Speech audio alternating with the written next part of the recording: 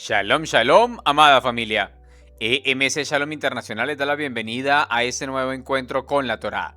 Esta semana iniciamos el estudio de la Parashá Vaishlach, que significa y envió. Hoy estudiaremos la primera aliyá en el libro de Bereshit, Génesis en español, capítulo 32, versículo 4 al versículo 13 en las versiones hebreas y en las versiones castellanas del capítulo 32, versículo 3 al versículo 12. Antes de iniciar, hacemos la bendición al Eterno por la lectura de la Torá. Baruch ata Adonai Eloheinu melech haolam, asher bahar banu mikol aamim benatan lanu et torato. Baruch ata Adonai noten a Torá. Amén. Bendito eres tú, Eterno Elohim nuestro, Rey del universo, que nos has elegido de entre todas las naciones y nos has dado tu Torá. Bendito eres tú, Eterno, donador de la Torá. Amén. Iniciamos en el capítulo 32, versículo 4. Jacob envió mensajeros delante de él a su hermano Esaf en la tierra de Seir, el país de Edom.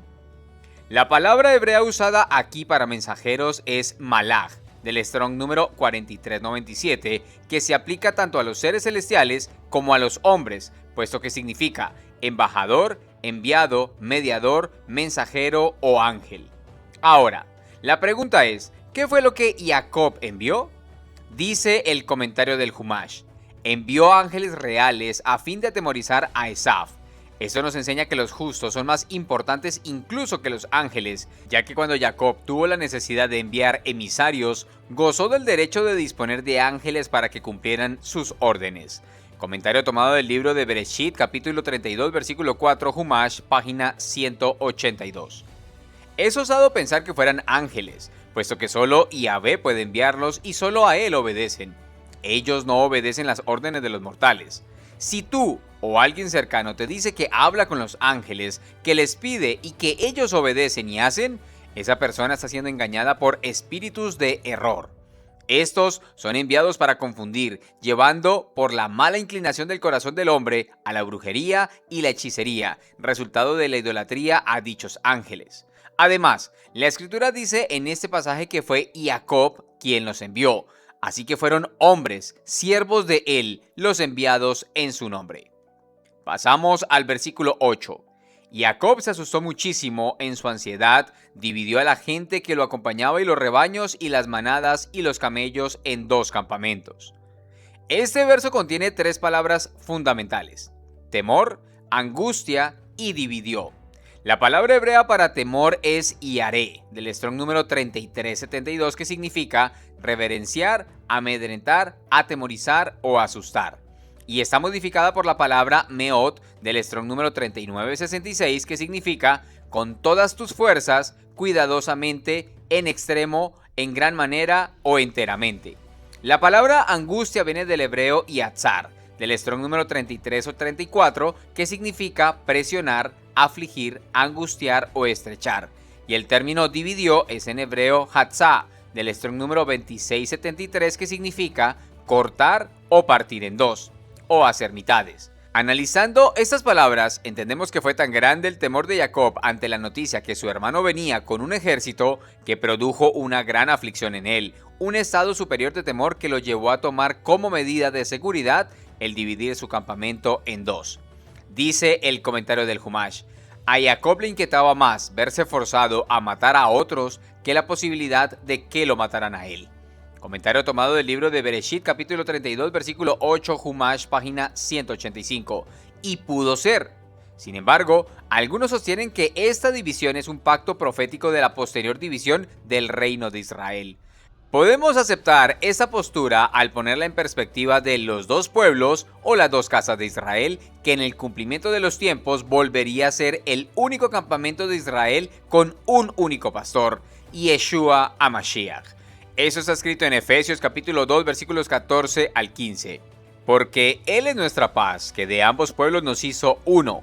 Él derribó en su carne la barrera, la mejitzá, de división, es decir, la hostilidad, y abolió la ley de los preceptos en forma de ritos, para crear en sí mismo de los dos hombres un solo hombre nuevo, haciendo así la paz. Si la escritura dice que Yeshua juntó a ambos pueblos, quiere decir entonces que tenía que haber dos pueblos para juntar. Muchos niegan en las escrituras diciendo que Efraín se lo tragó la tierra, pero Yeshua dijo y enseñó otra cosa. Ambos pueblos corresponden a las dos casas de Israel, Efraín Israel y Yehudá Israel. El profeta Ezequiel en español, dice que Yeshua juntaría en su propia mano a Efraín y a Yehudá para hacer un solo campamento, es decir, un solo pueblo. Si vemos con claridad lo dividido en el madero, esos dos palos no solo se unieron, sino que fueron asegurados con clavos en su mano. ¡Aleluya! Esta misma claridad la recibieron los discípulos enviados al mundo, como lo vemos escrito en Santiago capítulo 1, versículo 1. Jacob, siervo de Yahvé y del maestro Yeshua el Mashiach, a las 12 tribus que están en la dispersión. En la Galut, saludos. Esta carta de Jacob, Santiago en español, está dirigida a las 12 tribus de Israel en la Galut o en la dispersión y exilio. Si Yehudá en forma completa hubiera regresado a Israel en los tiempos de Esdras y Nehemías, Jacob, Santiago, no hubiera dirigido su carta a las 12 tribus, sino solamente a las 10 tribus de Efraín. Pasamos a los versículos del 10 al 13. Entonces Jacob dijo: Oh Elohim de mi padre Abraham y Elohim de mi padre Isaac, oh Yahvé, que me dijiste: regresa a tu tierra natal y yo te trataré bien. Yo soy indigno de todas las bondades que tan consecuentemente le has mostrado a tu servidor. Con solamente mi bastón crucé este Jardín y ahora me he convertido en 2 campamentos. Líbrame, por favor, de la mano de mi hermano, de la mano de Esaf. De otro modo, me temo que pueda venir a atacarme a madres y a hijos por igual. Pero tú has dicho: yo te trataré bien y haré a tu linaje como las arenas del mar, que son demasiado numerosas contarlas. Ante la presencia de un enemigo tan numeroso, las expectativas de triunfo de Jacob eran mínimas. Adicionalmente, como observamos anteriormente, esto le provocó un estado de gran temor. En situaciones así, solo los hombres de Elohim, y Jacob era uno de ellos, encuentran una salida satisfactoria a través de la oración y una verdadera relación con Yahvé. El Eterno no solo lo había enviado, sino que ya le había demostrado su respaldo en momentos o circunstancias difíciles. Esta es el arma más potente que tiene el siervo de Elohim: la confianza en el Eterno, la fe obediente o emuná. Esta es una oración que podemos tenerla como guía para hacer oraciones eficaces que toquen los cielos. Primero, recuerda cuando ores que Elohim está a tu lado como lo estuvo con Abraham, Isaac y Jacob. Segundo, ora basado en sus promesas. Jacob dijo: que me dijiste.